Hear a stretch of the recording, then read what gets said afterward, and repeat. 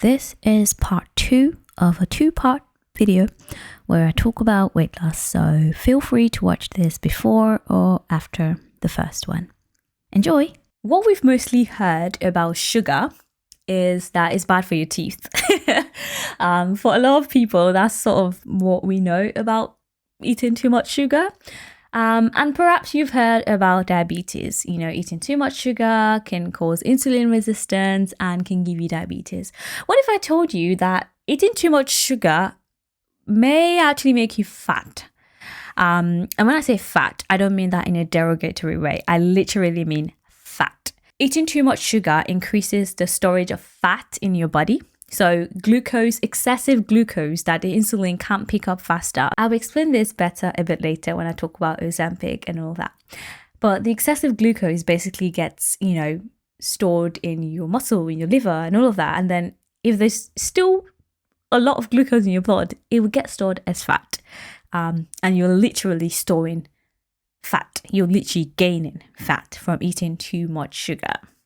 And there's actually this lady that's talked about something called the glucose revolution theory, which is essentially the concept that the order in which you eat your food really, really matters.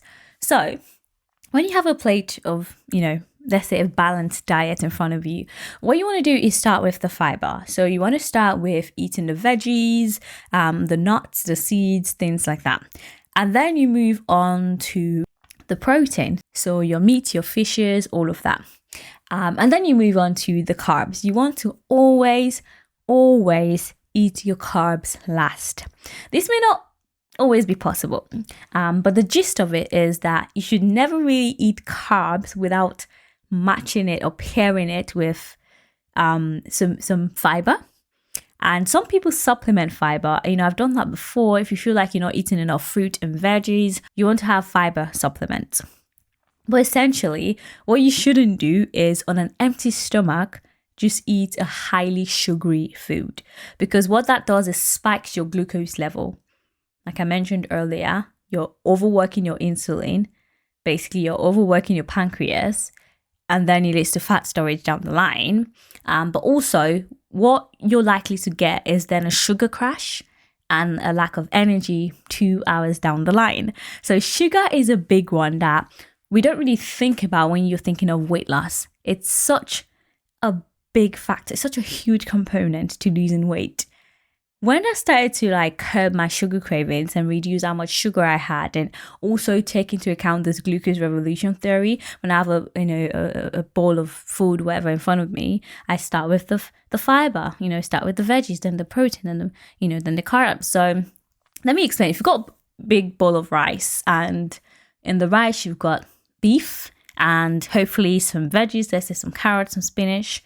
Eat the spinach first and the carrot, then eat the meat. I know a lot of people were told you can't do that when you're younger because it's why are you eating the meat before the rice, and then eat the rice. That is the correct order of eating in order to manage your sugar levels.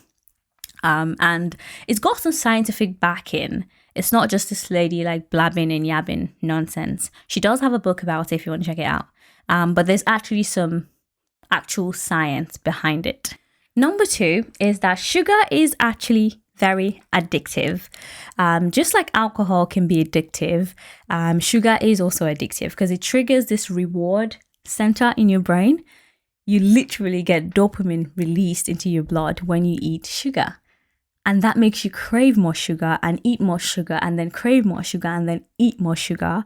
Once that highly sugary food gets, depleted in your blood, once the glucose gets sucked into your fat cells, you want more sugar, you want more sugar, you want more sugar, and then you eat and eat and eat more, and that's, how you get more and more obese. So in order to lose weight, you essentially want to reverse that. So eat less and less and less sugar. And if you're a sweet tooth like me, then you want to opt for sugar-free products or less processed sugars. So your fruits and things like that.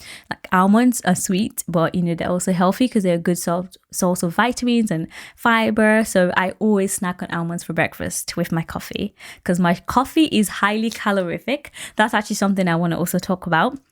Don't be drinking your calories. I do this, but at the same time, balance. So For a long time now, I've sort of been having almonds. Well, Tuesday to Thursday when I'm at work, I have almonds for breakfast with my coffee, because my coffee has oat milk, which is one of the most calorific, milk alternative, and caramel or vanilla syrup. So I'm sort of offsetting how much calories I'm drinking with a smaller breakfast, which will be almonds, a snack on almonds, and gives me enough energy until lunchtime. And whenever I've done a morning workout and I feel more hungry, then I would add granola to my almonds, and sometimes a bit of like dairy-free custard kind of thing, the Alpro one. And that for me is a big breakfast, and it would make me eat lunch a bit later and then a very light dinner. So you have to sort of think subconsciously about your sugar consumption. If you've had a sugary breakfast, which you shouldn't, this glucose revolution theory girl, I forgot her name, woman, pardon me. She talks about how you should actually eat more savory food for breakfast. And the Western diet is notoriously bad for this. A lot of us, we eat cereal and pancakes and waffles and all this sugary food for breakfast. That's actually the worst thing you can do. It's actually one of the reasons, I know a lot of people argue with this and say genetics, but when you look at the Asians, I would say particularly Koreans, because I'm more sort of familiar with Korean culture, their breakfast does not include breads and cereal and, all this sugary waffles and pancakes. No, they eat savory food for breakfast. They eat meat and soup and, with rice. They eat actual savory meals for breakfast, what we would eat for lunch or dinner. They actually start their day with that. And say what you want, but I think that's one of the reasons why they look the way that they look. Of course, genetics plays into it. But when you think about even genetics and how, humans evolve, it's probably because their ancestors were eating this way, and then, evolution happens, and then generationally, they become smaller and smaller and smaller and look like that, So, and no, I'm not glorifying, how small some of them can be, especially the K-pop idols. No, but I'm saying that's something we could take from their culture, eating more savory breakfast like eggs with avocado on toast maybe. Even if you're having toast, which is carbs, you're also supplementing it with some avocado and some salmon, or frying eggs for breakfast, or, hard-boiled eggs or whatever, chopping it up, sprinkle some, seasoning, a bit of salt and pepper, olive oil, put that on a bit of toast. Just eat more savory food than sweet to start off your day. Eat more protein from breakfast than carbs and muffins and cakes and all that. So that is a very important one I want to share about sugar. Sometimes when I even have this urge to eat something sugary, I will just chew, chewing gum and I opt for the sugar-free chewing gum. So that sort of satiates my sugar cravings. And sometimes I have popcorn and, something that isn't too dense, instead of ice cream. I keep saying ice cream. I love ice cream. Okay, sorry. Instead of ice cream, sometimes I have popcorn, or I'll have that, custard, dairy-free custard I mentioned earlier. That's also sweet, but, not as much calories and sugar as ice cream. So it's all about balance at the end of the day. I've said before, there's no bad food as long as you can supplement the quote unquote less healthy, unhealthy ones with healthy ones, and watch your sugar. Sugar is actually one of the biggest killers. When you think of diabetes and all the other sort of comorbidity that you get with diabetes, you see how much of a problem sugar actually is. So you want to watch that. Now, let's go into the meat, the somewhat meaty bits. I want to talk about the drug Ozempic. You've most likely heard of this. If you're watching this video, you've most likely heard of Ozempic. And a popular one is semaglutide. So how this works is it actually mimics a hormone, a protein called GLP-1. And several organs in your body have GLP-1 receptors. What GLP-1 does is different in different organs. In your stomach, when GLP-1 binds to the GLP receptors, it slows down gastric emptying. So it reduces the rate at which food is basically the glucose in your food basically being passed into your intestines and your blood. So it's slowing down the release basically of glucose, so you don't have a big glucose spike. So, and you're full for longer, which means you eat less. In your pancreas, it helps your body release insulin so it can pick up the excess glucose in your blood and you don't go into a hyperglycemic state. In your brain, it basically activates a feeling of satiety, controls your appetite so you're not feeling too hungry. Where else does it work? Oh, in your liver. It also helps your liver sort of pick up the glucose in your blood. When insulin is being released, it helps your liver be more sensitive to insulin. So it has all these benefits. And because you're, one, full for longer, because, slower gastric emptying. Two, feeling less hungry in the first place, feeling full quicker and feeling less hungry. And three, you're not getting this massive glucose spikes that is making you sort of crave even more and more glucose when you suddenly just drop.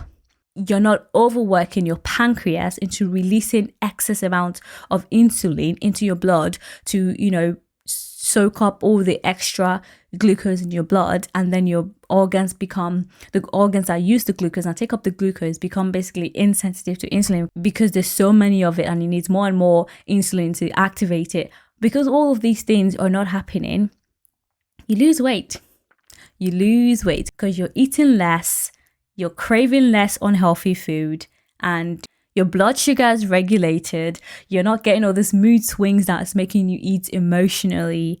That's practically how it works. Of course, there's more to it, but in a nutshell, in summary, that is the gist of it. Okay, I'm going to try and explain this as best as I can, but please don't take my word for it. Okay, say you've eaten now. And let's say this is your blood. So this is your blood vessel. You've eaten now, and then glucose is being released, from your digestive system. It's coming now into your blood. Ooh. So you've got all this glucose in your blood. What tends to happen is that this triggers insulin secretion. Because insulin helps you remove glucose from your blood. When it removes glucose from your blood, it tends to go into, number one, let's use a different color, your liver. Don't know how to draw a liver, Lord help me. Okay, that's not good. Let's try again. Okay. I don't know. Let's say that's your liver. That looks odd. Let's do some random. Yeah, let's say that's a liver. Your liver now picks up all this glucose. It's going in, it's going in, it's going in. And then the glucose goes into your liver. It gets converted to glycogen to be stored. So that's number one. We've stored your glucose now in the liver. Next, you've got your muscles. What color should we? Let's use blue. You've got your muscles, your muscle cells in your body. The glucose also go into your muscles, get stored. It's glycogen. What happens after? We still have way too much glucose in our blood because you've eaten too much food. Okay, we've stored glucose now in the liver. We've stored it in our muscle. What it gets picked up into, again, is your adipose tissues, your fat cells. So we've got this excess glucose now going into your fat cells. Stored as triglycerides in your fat cells. Now, this is what you don't want. Let's use red. This is why you don't eat too much. Because you want very, very, very little. It's not that no glucose at all will ever enter your fat cells. That's a lie. But what you want is the bare minimum. Let's try and find an eraser. Is this an eraser? I don't know how this works. There we go.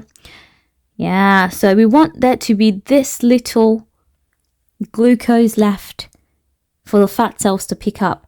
But when you overeat, there's... Oh, okay, let's just go with this. I've chosen the wrong thing, but yeah, so there's this much more glucose in your blood for your fat cell to pick up. Also, actually, when the liver is full, when it's converted so much glucose into glycogen, it can actually also store glucose as fat.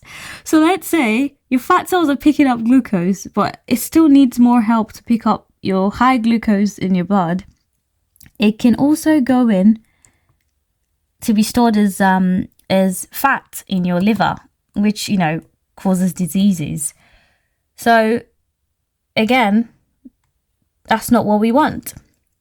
However, what Ozempic or GLP-1 analog does in your body is that it imitates the GLP-1 protein, glucagon-like protein one, and it does a bunch of different things. So let's say this is your pancreas. Let's try and draw a pancreas. Oh, I want to do a different color so I don't confuse people.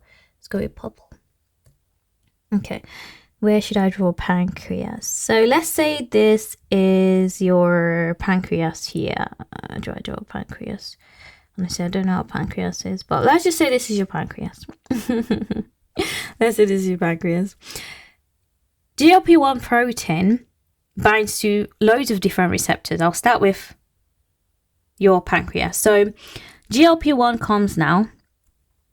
This is the GLP-1 protein. Let me use this color.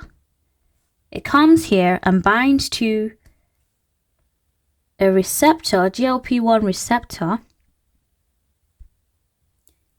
on your pancreas. It binds to it. Binds to it. And this increases the secretion of insulin. So insulin secretion is upregulated, which basically means you've got insulin now going into your blood, helping you to pick up the glucose faster. So it's helping the glucose go into your liver faster, going into your muscle faster.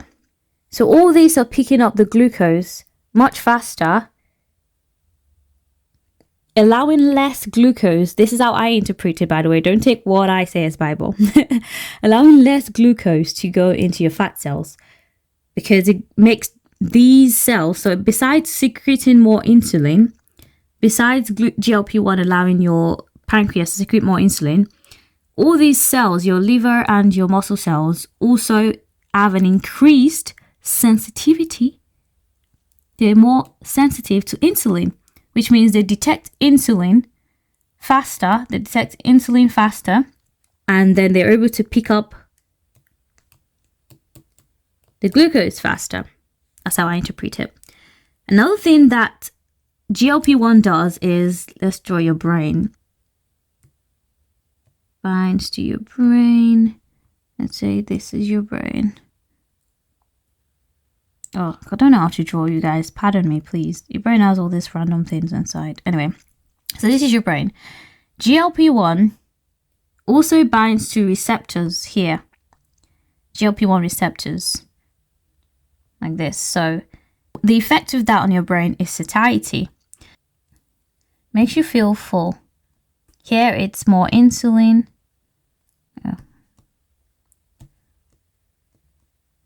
Here it makes you feel full. Another thing it does in your stomach, GLP-1 in your stomach also slows down, actually the arrow should be going down, slows down gastric emptying.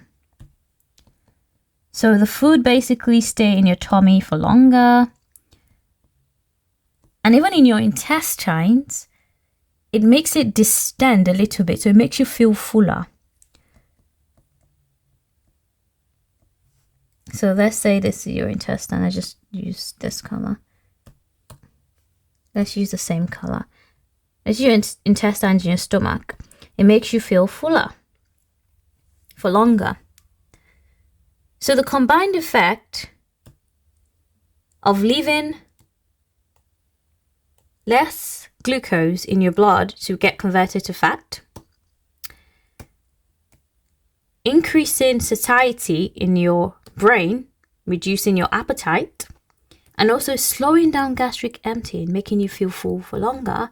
All of these combined together is what leads to fat loss, is what helps you lose weight, because you're eating less and the glucose in your body is getting converted into fat less. And your brain is telling you, I'm full, I'm full, I'm full. And the food in your tummy is getting held in there for much longer, so you don't eat a lot. So this is how it works to the best of my ability. I hope I've been able to help you. Alrighty. Now, have I used Ozempic? Nope. No, I've not. I haven't needed to, but I'm not against it. I'm actually not against it.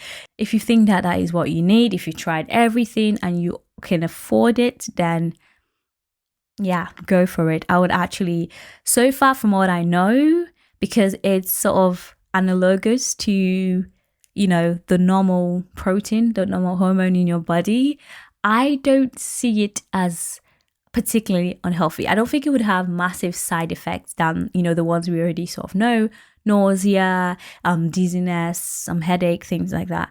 Don't take my word for it, but I don't think it would have massive health repercussions. But of course, always seek the help of your doctor.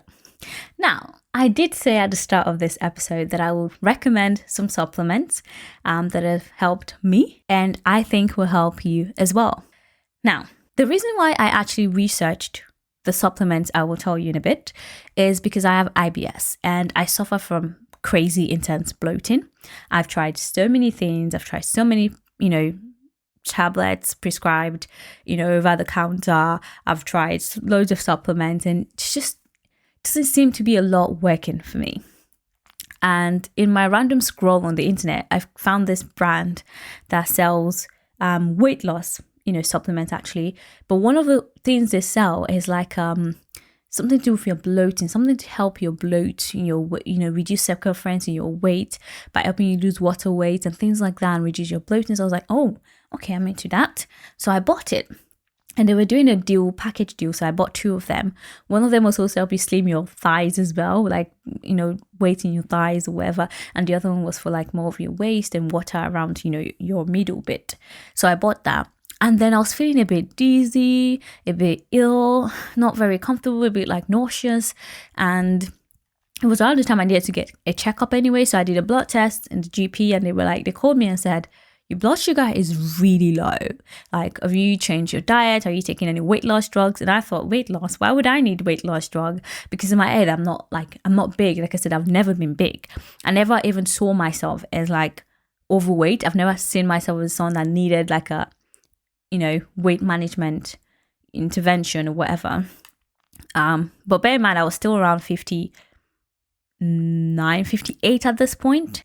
And yeah, I didn't think anything was wrong with me. Anyway, they said, your blood level is too low, blah, blah, blah. You need to eat more or whatever. And I said, I need to eat more sugar. Bet, And then it wasn't until I got off the call that I said, oh shit, this supplement I'm taking.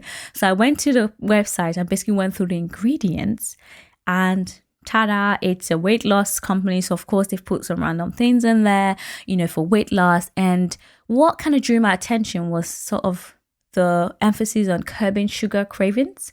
The website said, the supplement to help you curb your sugar cravings. So I looked at the ingredients and I went, that's interesting. There was cinnamon in it. I went, interested. So I was like, okay, I will stop taking this supplement because obviously the doctor doesn't like it. Doctor says, my blood sugar is too low and you don't want to be hypoglycemic. There's a whole, batch of illnesses with that comes with that. So I, went to ChatGPT like I do, like you do with your problems. And I said, I'm trying to curb my sugar cravings. What is the relationship between curbing sugar cravings and weight loss? And he told me all of these things that I've sort of said earlier. And I said, okay, what kind of supplements can help me curb my sugar cravings? And of course, ChatGPT asks you all these questions. Are you trying to lose weight? Blah, blah, blah. And I said to her, I want to, lose some, bloating, weight, some water retention, perhaps weight around my abdomen, blah, blah, blah. And it recommended cinnamon, chromium, and berberine. Now, I'm going to say this again. This is not medical advice. However, I want to guide you through how to use it. With berberine, it can be quite strong. I started off with 2 a day. So 1 in the afternoon, 1 at night. But the dizziness from the, previous weight loss drug basically continued. And I was like, oh, that's not good. But I would say I used it for like 2 months because I wanted to see if the dizziness will wear off, but it never really did. So I kind of decreased the, dose from 2 to 1. Bear in mind, I was also taking berberine with chromium and cinnamon, all of which have pretty much the same effect, reducing your blood sugar levels, which also helps you sort of eat less by, like I said before, reducing gastric emptying, slowing down that gastric emptying, making you feel full for longer, and increasing insulin sensitivity, so your liver and muscle cells pick up all the sugar quick before there's enough sugar in your, glucose in your blood for the fat cells to find it. So all these things were working basically together in harmony. And I didn't clock it that, oh shit, I'm taking 3, sugar reducing, glucose metabolizing supplements together. So of course I reduced berberine to 1 a day, chromium to 1 a day, and also cinnamon to 1 a day. And I sort of spaced it. Cinnamon for breakfast, berberine for lunch, chromium for dinner. And I did that for 2 months consistently. And that's when I lost 2 kg within 2 months. And my sister actually noticed first. She's like, oh, you're losing weight. And then I weighed myself. And I was like, oh shit. I went down from 58 to 56. And I was like, that's interesting. That's quite drastic. But I liked it because I felt better. I wasn't feeling as dizzy as I used to. I felt lighter. I wasn't feeling this heavy feeling you feel. If you get it, you get it. This heavy feeling you feel when you're just eating, when you're like sitting down and you want to get up. It's just that uncomfortable, like you're carrying such a big load around. I didn't feel that way anymore. So I felt better. My face was leaner because, there isn't much water retention on my face. The circumference around my waist was reducing. And I was like, wow, this is very interesting. So I sort of went on taking it. However, I learned from TikTok that, because I've researched it a bit more on TikTok, and you're not supposed to take it for more than 2 months in a row.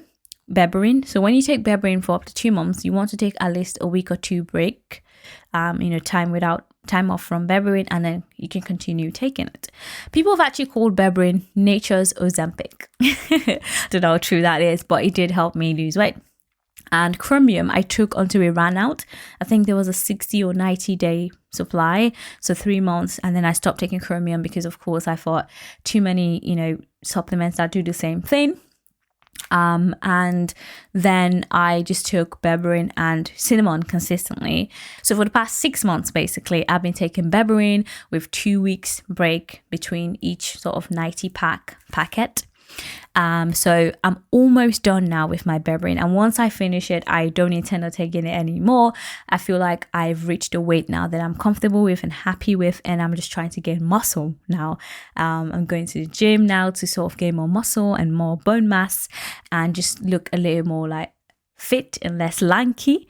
But I feel more comfortable with my size. I don't feel heavy after a meal. My metabolism is much faster now. I don't crave sugar like I used to. I can't physically eat as much sugar as I used to without feeling sick anymore. Me, Angie, the girl that used to eat sugar like there's no tomorrow, that used to eat a tub of Ben & Jerry's, I can't physically eat. I went to Cream's Cafe, which is like a dessert shop, a few months back, and I felt sick eating that much sugar. That's what the supplement does to you. Essentially, kind of just like stops you from eating that much sugar in the first place. So it really does work. Also, when you buy cinnamon, buy the cinnamon Ceylon or Ceylon, not the cassia one. The cassia one allegedly has more harmful stuff in it that you don't want to take. So get the psyllium. Benefits of berberine: increased mitochondrial biogenesis. So basically your mitochondria is your energy storage in your body. So it makes your mitochondria more efficient. So it basically makes it burn energy faster, especially when you exercise. So it increases your metabolic rate basically via the increase of brown adipose tissue known as BAT, which basically means you have higher metabolism. So your mitochondria is working faster basically to burn all the calories that you don't want. Number 2, it's actually been shown to reduce BMI and waist circumference, which I told you it helped me, in 9 weeks. So there you go. It stimulates AMPK, which is the AMP activated protein kinase that also improves metabolism and fat burn via lipolysis. So basically disintegrates your fat, cells essentially. So berberine will basically reduce the uptake, or pretty much block the uptake of glucose into your adipose tissue, which stops it from basically getting glucose converted to fat. So that's how it helps you lose weight essentially.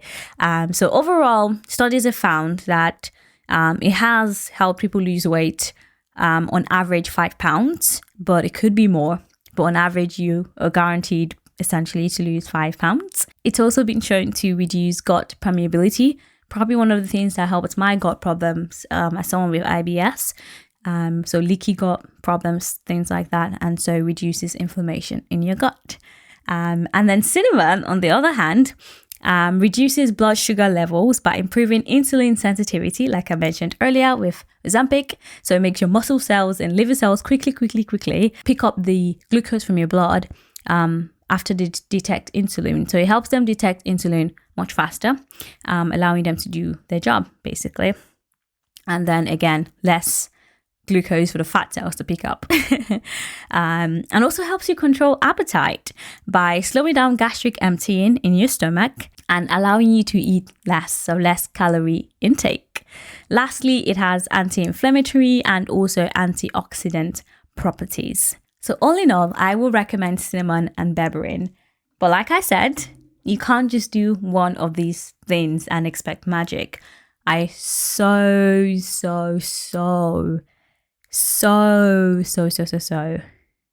urge you to combine them together. There's no one size fit all. There's no one magic trick. You have to do everything concomitantly. That's a word. Yes. Do it all together.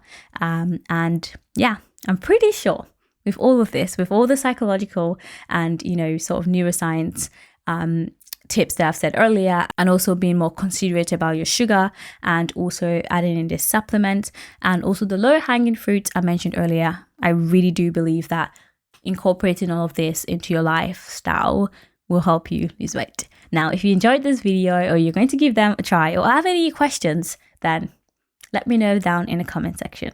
My name is Angie, and I'll see you again in my next video. Also, subscribe if you like this content. Okay. Bye-bye.